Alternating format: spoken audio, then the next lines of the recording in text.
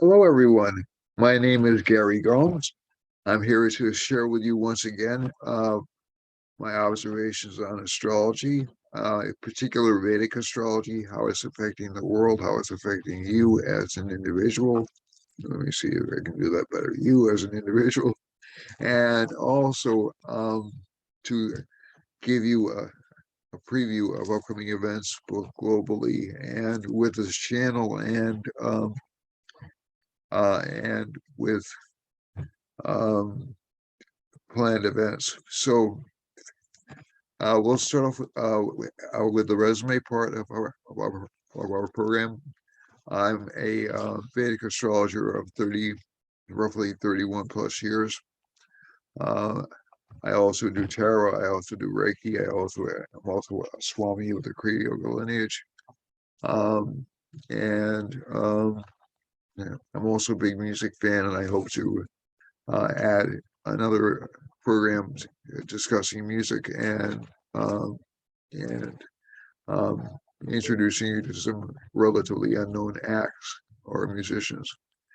Um, the other part of it is I have also been a Vedic astrologer for, as I said, for 30 plus years.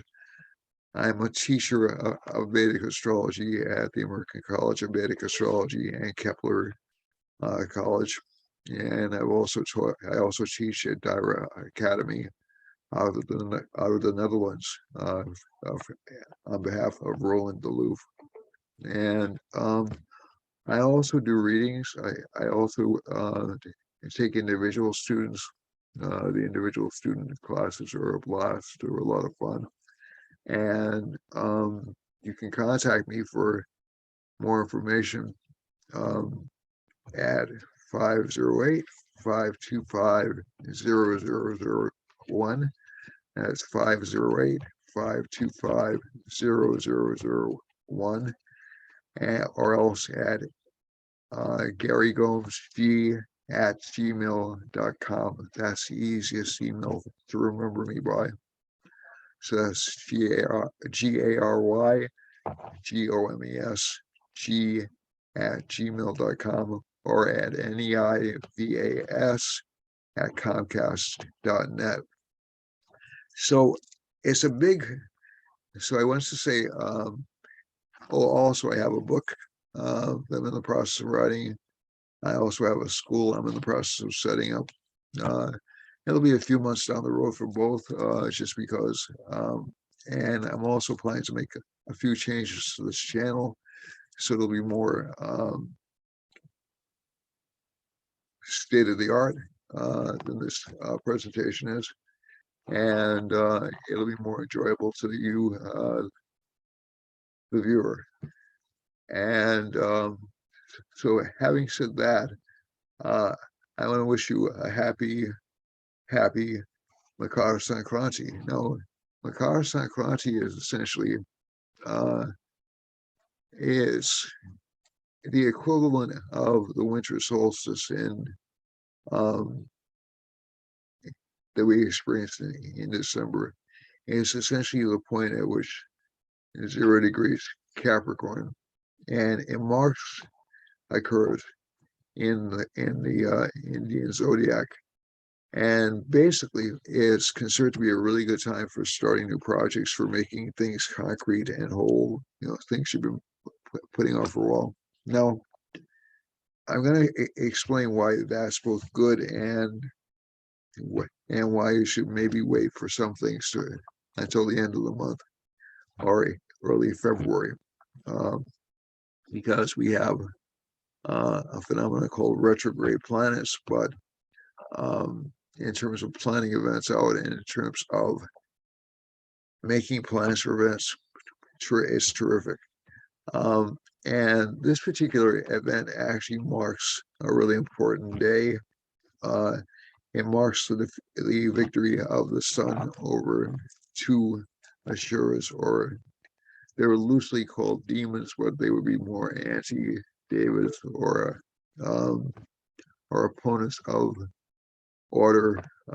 If I were to be more technical about it. So these are characters that essentially disrupt things and screw things up, and they cause pain and suffering in the world. So essentially, this marks the rise in confidence. So the significations of the sun are confidence, command, uh, structure, power, physical health. So for people who've been having physical problems, it can indicate a time in which they start to turn around and start to get a little bit stronger. They start to both, and for those of you who've been having some um, mental depression, it's a good time to engage in therapies for uh, increasing confidence and increasing um, perspective and increasing and for bringing structure to your life. I'm going to show you the chart, but I'm going to try to bring this up a couple of times because this has been kind of iffy the last two times I did it. And so I'm going to bring it up once. And stop the share. And I'm going to bring it up again. And you'll see me doing this occasionally during this broadcast. It's mainly because I want to make sure you're seeing the chart. So this is the New Year chart. We're going to go through this and see what this means. This is a chart most often used for mundane predictions. There's another chart which is used in April for the sun's exaltation, and that's also considered to be a year chart.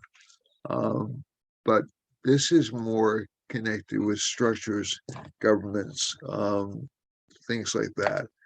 So the first thing we can see in this chart is actually, it's kind of an interesting configuration. And I picked a time at which one would start rituals for Makar Sankranti. And I set the chart in Ujjain, India, which is essentially a point of origin. It was considered essentially the equivalent of Greenwich Mean Time, at least according to my friend Ernst Wilhelm, my fellow astrologer Ernst Wilhelm.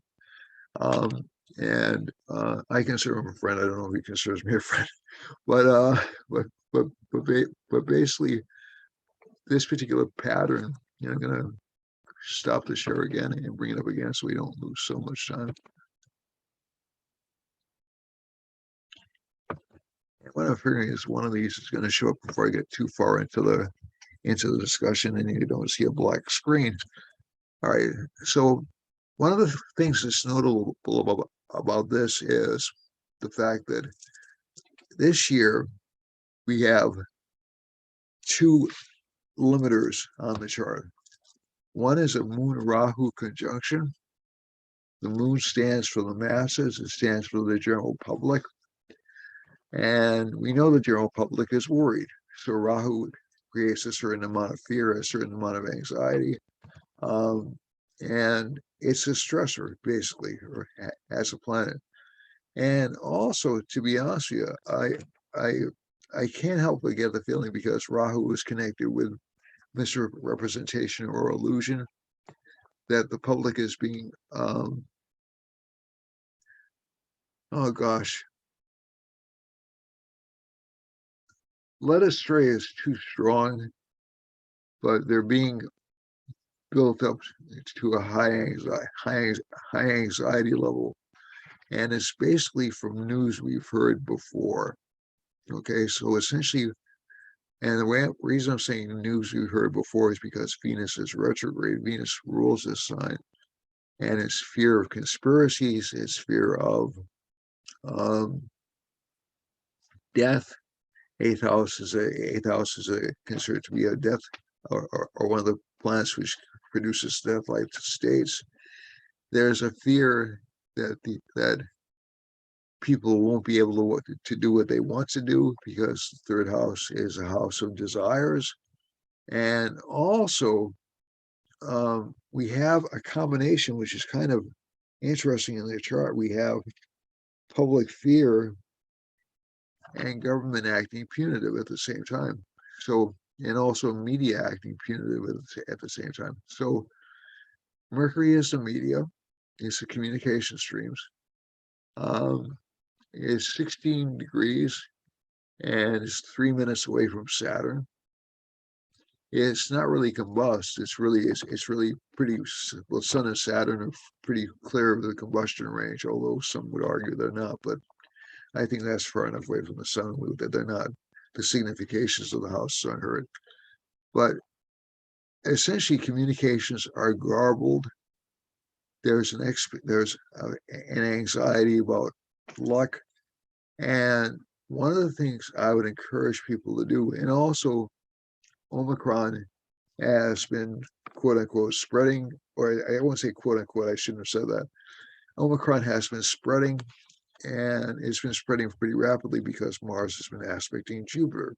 So this brings in a whole set of anxieties to people.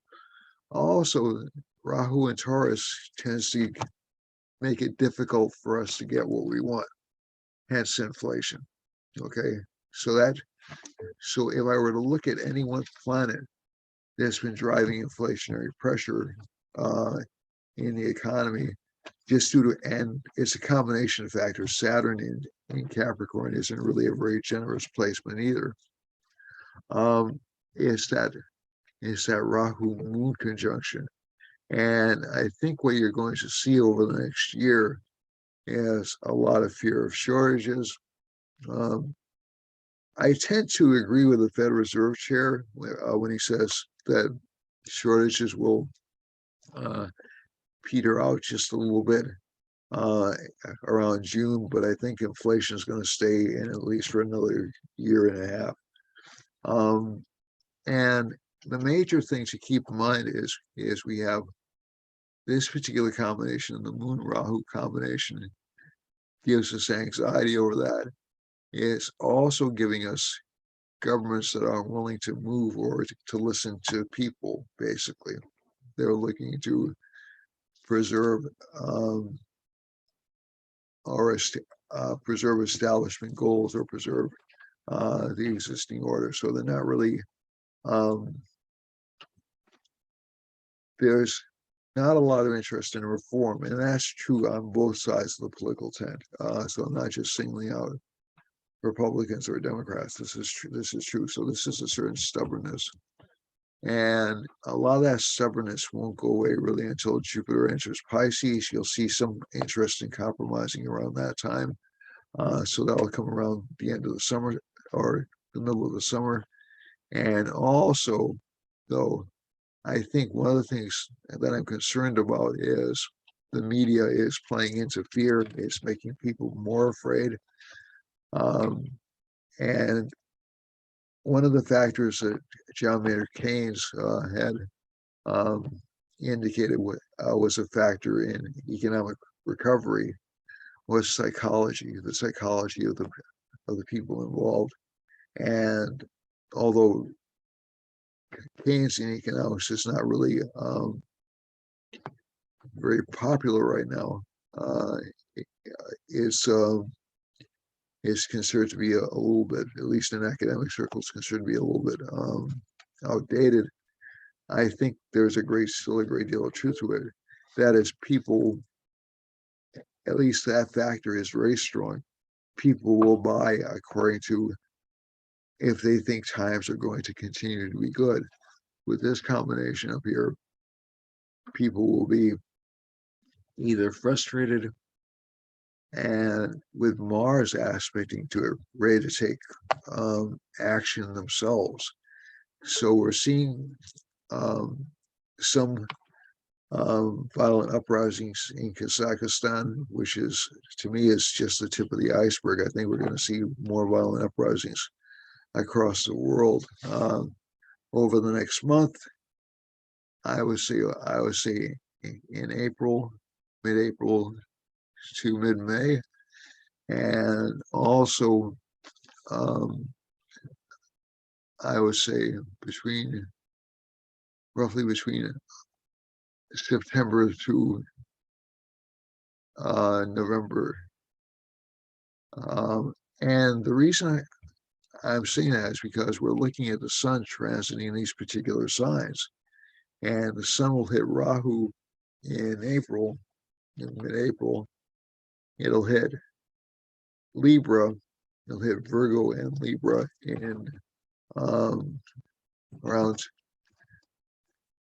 September 15th through November 15th. And it'll make people really irritated. And I'm saying within a couple of months, we'll probably see a lot of violence all over the place for economic reasons, more so than for reasons of justice or things like that. Most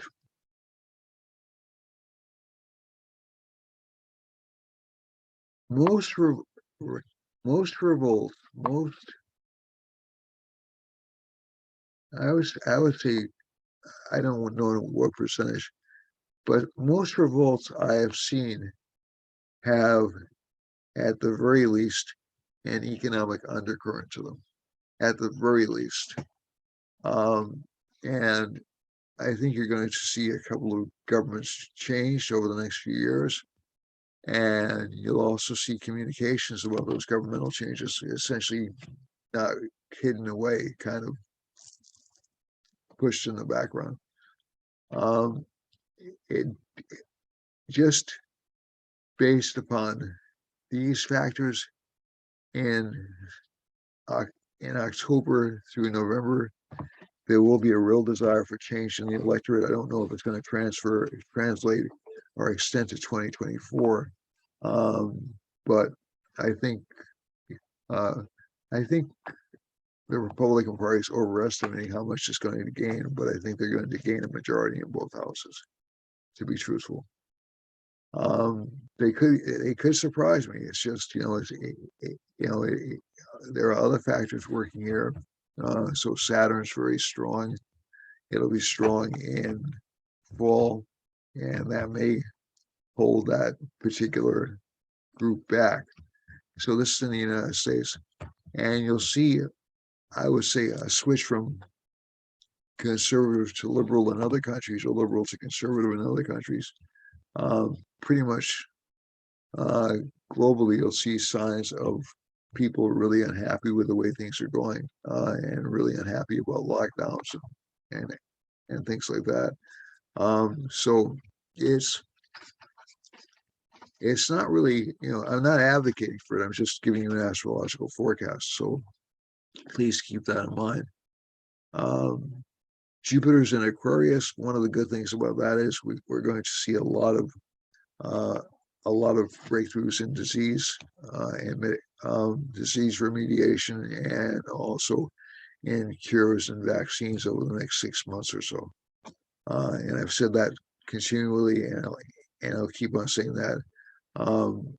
You'll see really a little explosion of cures and vaccination modalities over the next few months. So that's something to look forward to. In terms of governments, just globally, and we're going to look at the world chart in a second, then we're going to look at the week's chart. But the world chart overall, so I was kind of concerned about the New Year's chart, and I was hoping this one would look a little bit better, but it looks in some ways a little bit worse, because it looks like people are more willing to act on their anger and frustration this year. And because the Lord of the First is in the 8th, a lot of the activities will be covert, a lot of them will be underground, a lot of them will be planned activities. And I also think you're going to see activities not only from right-wing terrorists who are being warned about right now, but from people on the left. And so that'll be, that's because Saturn is so strong, and Saturn moves into Aquarius after April. So after April, you'll see more either retaliatory strikes or, so it doesn't look like a very peaceful year. However, it doesn't look like a horrible year to me, and I'll explain why. there is some fear about the economy. There is some fear about inflation. If if the central bankers wait for about 3 months, they'll see a certain slowdown and a certain calming of or an increase in supplies. But trade will still be a problem for the next year and a half, to be honest with you, because K2 moves into Libra, so there'll be supply line breaks, especially in air transport. But overall, I think you'll see a lot of alternate systems of distribution coming up. There will be more attempts to control the media, both in the United States and internationally, just because of the Sun, Saturn, Mercury combination. And again, I mean, the nice thing about this combination is Venus and Jupiter surrounds the Sun and Saturn, so that's actually good. It creates sort of a protective shell, so that's actually a good thing. But a lot of governments will seem to be oppressive, and that's not just in the U.S. The United States, as I said in one broadcast, the United States is actually having a comparatively easy time of it compared to other parts of the world. So gas prices are like astronomically high in Germany. They're astronomically high in places like Kazakhstan, where there have been attacks on the government. Also, one thing I want to mention, I mentioned something yesterday or last week about possible bad weather and volcanoes and all this other stuff in the mid-Pacific, or I looked at it yesterday and went like, oh, well, that's not really going to bother anything. And once you know, there's a tsunami on the West Coast. So it's really, as an astrologer, you can't underestimate these things. If they don't fall in populated areas, that doesn't mean they're not going to have an impact in populated areas. So let's go to the world map and see what's happening in the world in terms of these. Now, again, something I'm going to say, around September, October, you will see a slowing of the economy. Whether or not that turns into a recession will depend really on the judgment of the money managers from different countries. So the Fed in the United States, the Chancellor of the Exchequer in England, et cetera, and central banks in a lot of different countries. If they interpret it incorrectly, that they need to increase inflation rates or interest rates to reduce inflation, then we're going to see a recession in the fall. If they're just patient and they wait for the supply chain to unblock, I think we'll avoid a recession. Okay, so this is something which is not predetermined. A lot of people were predicting war this year. I'm predicting a series of minor conflicts and behind the scenes action over the next year and a half. Not so much a major war. If you look at the world map, let me just stop the share again so I can make sure I can continue sharing this with you.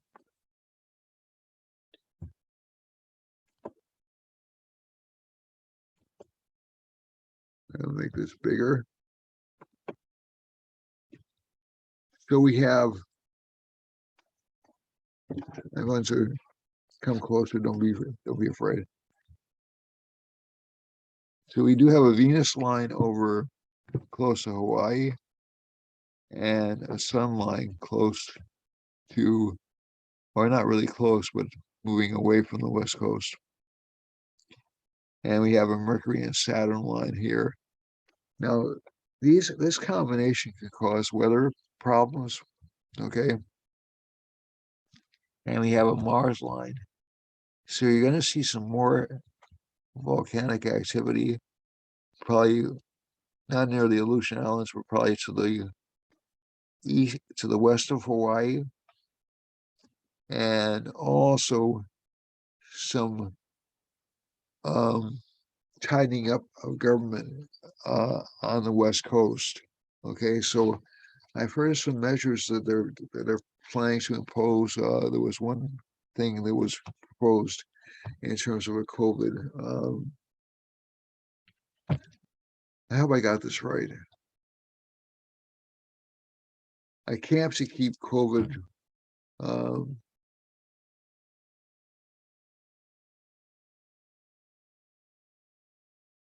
people safe. COVID, and it came out of one of the Western states. I don't want to screw it up, so I don't want to. But it sounded kind of oppressive and heavy-handed to me. There is, so that's the kind of energy that's happening over here, this Mercury Saturn line. And again, this may never happen. It's just maybe an idea that's being floated. The other thing that's coming down right here is there's a Jupiter line coming right through the center of the country. So that indicates some increased prosperity, some increased health action, health action and health remediation. That's from Texas up to North Dakota. There's a Rahu line going through Mexico and up through Louisiana, right through Arkansas, Kentucky, Tennessee, Indiana, and into Michigan. So this could mean some fear connected with terrorism, probably false or overblown fear, but fear nonetheless. And there's a moon line over close to Washington, D.C., and a Mars line. So I think this has to do with the battle between the parties. Obviously, there's a lot of disagreement between the parties right now, but also Moon Rahu combinations tends to give big publicity and big scandals, and you'll see a lot of scandals coming out of government, not necessarily just on one side or the other, but a lot of scandals coming out of government over the next year or so, and a lot of aggressive action, I would say, in Panama and in Colombia, and also some upset of the government in Brazil, Argentina, and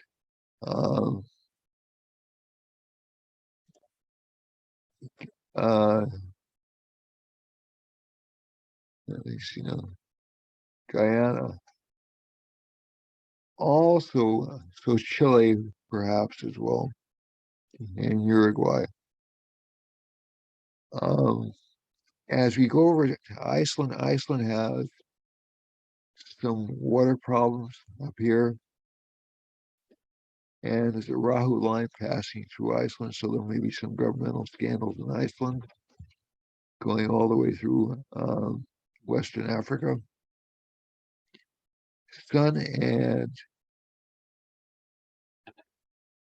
Mercury line over here, some attempts to change the government, and with the moon line running through close to London and Paris, you'll also see efforts to a lot of scandals connected around those governments.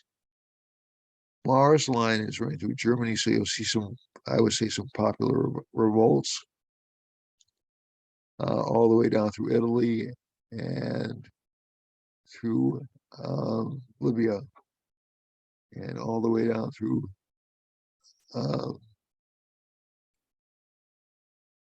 oh my gosh, I'm trying to remember the name of that country, Gabon. So this part of the world looks pretty disrupted right now.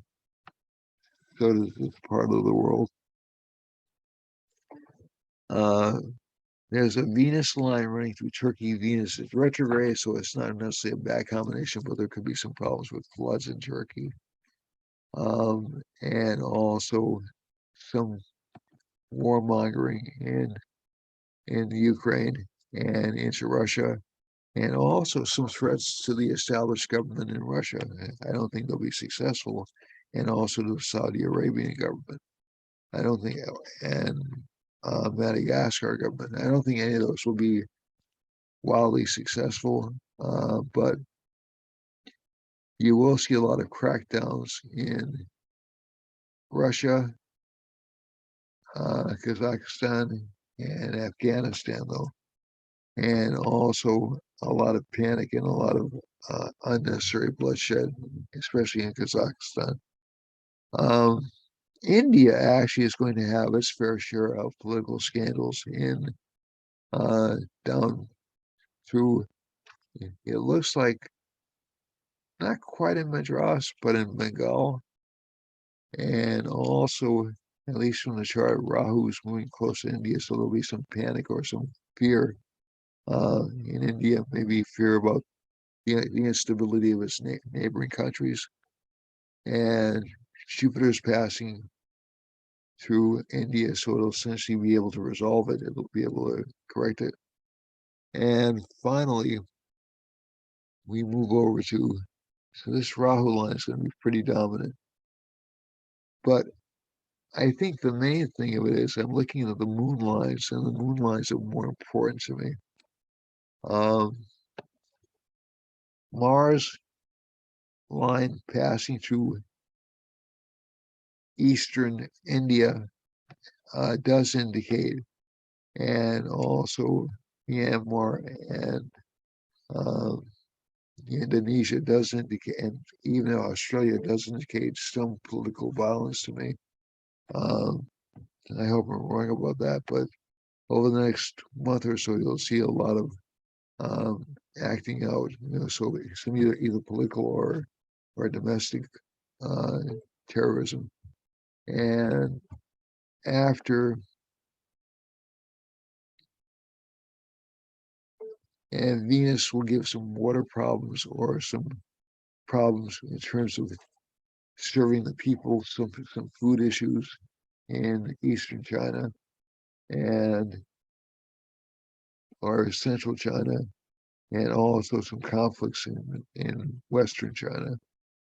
And and also the government being very oppressive and very forcefully aggressive in far eastern China.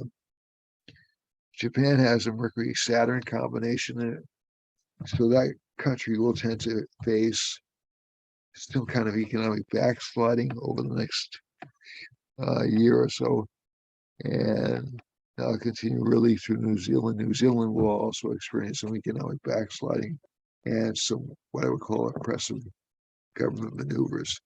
Now let's look at quickly at the chart for today, which is not all that different.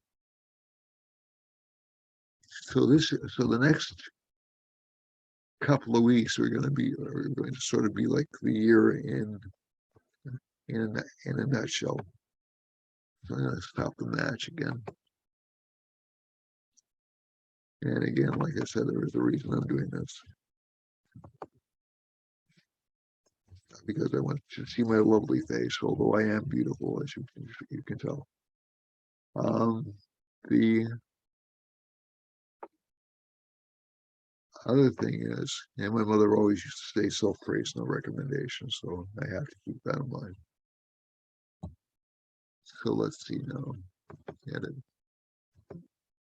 Oh, I have a window open. There we go. Close that. I'll be able to switch over. Sorry, folks.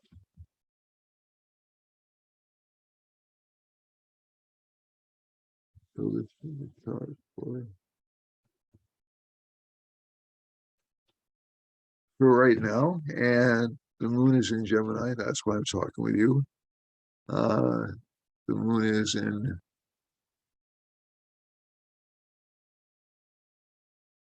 Ardra Nakshatra, which is a nakshatra connected with tears. So this is the next couple of weeks are going to be a little bit, next week or so is going to be a little bit tragedy laden. Um, there'll be tears over relationship life. There'll be tears over, um, and there'll also be big storms. Okay, so Moon and Ardra gives big storms. This is Rudra's Shiva as a storm god, and Rudra rules this nakshatra. A lot of expenses coming up. So again, we know it's expensive living right now. But the rising sign is Aries. The Lord of the first house is now in the ninth house. So Mars has changed signs finally. So we can feel a little bit less depressed and a little bit less out of control in terms of relationship life and in terms of our confidence levels and our energy levels. This does give a strong urge for people to mate, though, okay, for people to get involved sexually. So that's just, if you want that, that's fine. If that would complicate your life, that's something to watch out for. Okay, so this creates a lot of animal magnetism between people, and they get attracted to each other and want to do something about it. So it doesn't necessarily mean you have to do something about it. And especially for those of you who are in a marriage, it's kind of a dangerous combination because it'll increase a person's passion. On the other side, on the positive side, it actually increases creativity too. So that's the positive side of it.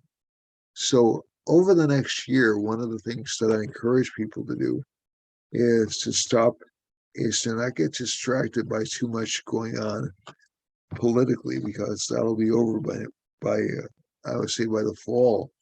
But and especially not get too distracted or too upset or too anxiety prone over the apparent level of violence in the world, and also don't fall victim to conspiracy theories. But overall, from this chart, Jupiter's aspecting the moon. That's a good transit. That's a good aspect. Venus is aspecting the moon. So this week looks fairly well blessed. It looks fairly calm. Ketu's in the sixth house. This isn't a bad combination, but again, there are health issues coming up. But you'll see a rapid slowing down of Omicron infections. That I'm fairly certain of. The Sun Mercury conjunction in the eighth house. Again, government's not going to know what to do. It's going to fall back to its default position of we're going to tell you to stay inside and not do anything. However, the plus side, Jupiter is going to continue to produce good vaccines and good treatments. So by March, I think you'll see several breakthroughs and serious breakthroughs, permanent breakthroughs in COVID. Rahu is in the second house right now, so a lot of people will be upset by their lack of access to material goods. That's not a surprise. That's been a condition for the past couple of years. And Jupiter in the 10th, in the 11th house, new friendships, unusual friendships from different countries or different cultures. So it looks like a pretty good week. Let's go to the scanner. I'm going to stop it, stop the share, and sorry for my big giant head being in here. Copyright to the third rock from the sun acknowledged. And we have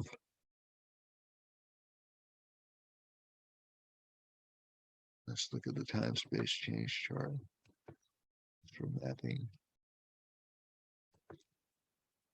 So yeah, not a lot of changes of signs. Mercury, Sun, Mercury, Saturn in Northwest. Okay, so this makes sense. So it looks like, especially Washington and Oregon are going to be kind of punitive in their approaches to COVID. Moon is passing over Hawaii. I think that's going to give them some storms. It's between Moon and Venus, so you'll see some severe storms over Hawaii.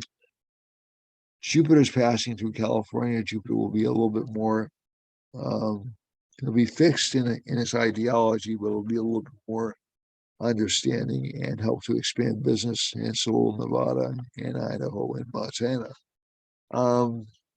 We have this Mars line, so there's a potential for violence in all the way through Montana, down through New Mexico, and down through northern Mexico. So that part of the country should watch out for possible violent acts, possible mass shootings. I hope not, but possible mass shootings, and what I would call rebellious acts. Basically. That's also true in Louisiana and up through Michigan. But these will be more for publicity. These will be more publicity stunts than they will be actual dangers to anybody. In terms of the sun is close to Massachusetts and close to Washington, D.C., and passing through northern South Africa, Colombia, and down into Peru and Chile. And this indicates to me that governmental authority is going to be very strong in that part of the world. As a matter of fact, they'll probably try to do something connected with trying to help poor people in particular in those parts of the world. And Mercury and Saturn are off the coast of the United States down into the middle of Brazil. And I think what this signifies is you're going to see some inaccurate or hidden reporting going on with that. Some panic in eastern Brazil, some concern over infection rates, but that will essentially be resolved actually fairly quickly. If we go over to overseas, there's a Mars line right over Madeiras and close to the Azores. So that part of the world could see some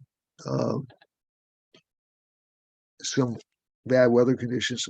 My first impulse is to say volcanic activity, but I'm now a little bit cautious about overusing that. And let's see now. And Moon and Venus intersect over Western Africa. That's actually not such a bad combination. It'll put more emphasis on sexual relations, getting involved with people sexually in that part of the world. The sun is coming through Spain, and we do have some possible political scandals coming up in Germany next week. Germany and Algeria and Sudan and Egypt and down through Zimbabwe and even some hardship being experienced by people from Zanzibar. Rahu is passing over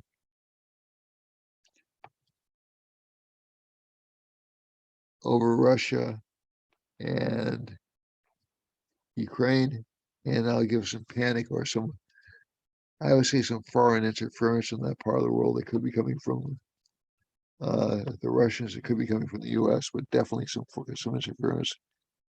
And also, one thing I wanted to mention: Italy is going to have bad reports coming out of it too. Okay, Italy and Switzerland. In terms of Mars, there's still some violence this time it's in Western India, close to Delhi and close to Goa. And there's a Moon-Venus conjunction over Western China. So a lot of the problems I indicated that China will be going through for a little while. People will be content, but there is a lot of pressure on people from the government in central China, and also suppression of the news in eastern China, and even the Philippines and down in Borneo and the Great Pacific Island. So overall from the chart, and let's look at one more thing. Panic in Australia and bad reporting. So even though there'll be problems in China, there'll be little reported. And 1, 3, and more violence, I think, or more aggressive action in Australia than we're used to seeing in a long, long time. And let me see one more thing. Canada has, I'm sorry, New Zealand has, let me see, 1 second.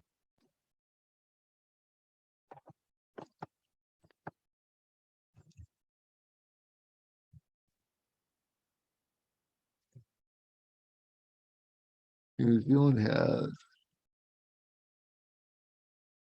where's our friend? Mars.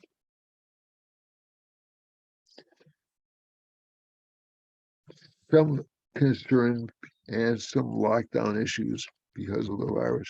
Japan, again, possibility of some governmental scandals, but they'll be resolved pretty quickly. So we're going to go and look at what the chart indicates for people over the next week or so. And Aries will still feel a little bit of a lack of confidence in themselves. Career-wise, they're doing great. Money-wise, they're not doing fantastic, and they want more stability in their career over the next few weeks. Let me stop the share again. And like I said, I'm doing this for a deliberate reason.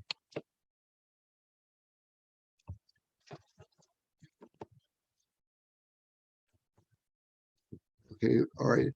And so career life looks fantastic, but again, self-confidence is still a little bit low for Aries. Not as bad as it was. As a matter of fact, their luck and their confidence are going to start to improve a lot over the next couple of weeks. So you'll see a big change in their perspective and more optimism, although still some dissatisfaction.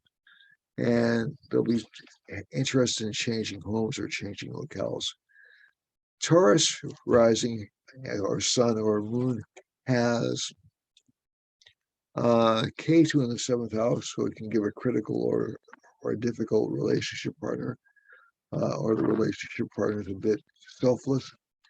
And basically, from the chart, again, good career luck, more money coming into the sign, some dissatisfaction in marriage, some arguments in marriage. Relationship partners will seem to be a little bit unpredictable or difficult to deal with. Gemini has Rahu in the 12th house, so there's this tendency for this sign, and Cancer as well, the next sign up, to spend a lot of money on self-perfection, at least over the past year or so. Now, keep in mind, I have nothing against that in principle. It's just that after a while, at his point of diminishing returns, you can't really make anything perfect. You make it look close to perfect, but not perfect. And so this sign has to watch out for overindulgence, for agreeing to do things, for changes to the home. It should avoid those for about 3 weeks. And also relationship matters, probably pull back from relationships until around the end of January. And I'm going to insert here why I thought January 31st or February or early, the first week in February would be a better time to start new projects. We have both Mercury and Venus retrograde. Venus retrograde is fairly uncommon. I've said this before. It happens once every 2.5 years. So a lot of things we love tend to get taken away from us. A lot of things connected with Venus, like transportation, tends to get more difficult. Transportation, cars, housing. And so if you, and even in terms of financial growth, Venus retrograde isn't the best placement. People tend to get overly optimistic about what they have to spend. And so if you can avoid that, you'll be in good shape. Jupiter's in the ninth. That's terrific. It makes the sign very enthusiastic. And Venus and Mars are aspecting the first house, really strong desire to clinch the deal relationship wise. Again, if you want to engage in any kind of physical activity, that's your business. It's not my business as an astrologer, but don't expect it to be long duration, at least not for a couple of months. For Cancer, Cancer has, again, problems with self-confidence or problems with wanting to feel better about itself. Rahu's in the 11th house. It has untrustworthy friends. We've already said this before in other charts. And Ketu's in the 5th, so children are difficult to get along with, or a little bit bitter. Now, Mars is with Venus in the 6th house. This is kind of an interesting combination because it creates kind of a positive combination in the chart. And you have the 11th Lord and the 4th Lord in the same sign with Mars, which is the Raj Yoga Karaka, the best possible planet for this rising sign. So that indicates more success in finances, more success in monetary growth. So those are good things. The other thing to keep in mind is relationship patterns for this sign have not been easy over the past couple of years. So I'm not going to indicate that anybody's going to get divorced or separated, but there's a lot of pressure on signs to do that. Keep in mind, this chart is not a substitute for your judgment. Your judgment has to come first. All right. Jupiter's is in the 8th house, so this indicates some hidden problems with children and some hidden problems with inheritance. For Leo, Leo actually has a good combination. Also, one thing I want to mention about Cancer, that 7th house is hemmed by benefics. That's good for preserving a marriage. That'll lose a little bit of energy in mid-January when Venus goes back into Capricorn again, but it's still good for the time being. For Leo, Jupiter's in the 7th house will give an abundance of relationship opportunities. The person won't feel like limiting themselves to one person. The same is true with Aquarius rising, or one occupation, to be honest with you. They'll be interested in a lot of different things. And let me see if I can get this closed down. Close it and open it again. I'll make these shorter.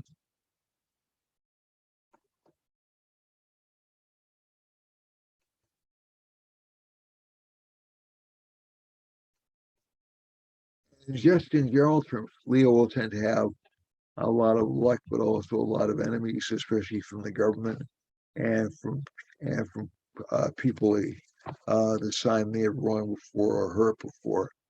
But basically, this is not a bad chart. Rahu's in the 10th house, good for career, good for personal growth, good for love affairs for this sign, if this sign's so inclined to engage in that. But bad for relationship life if you do so. If we go to Virgo, Virgo has the first Lord in the 5th house, feels kind of surrounded by authority figures. So there's not a lot of freedom in terms of what it can say or do.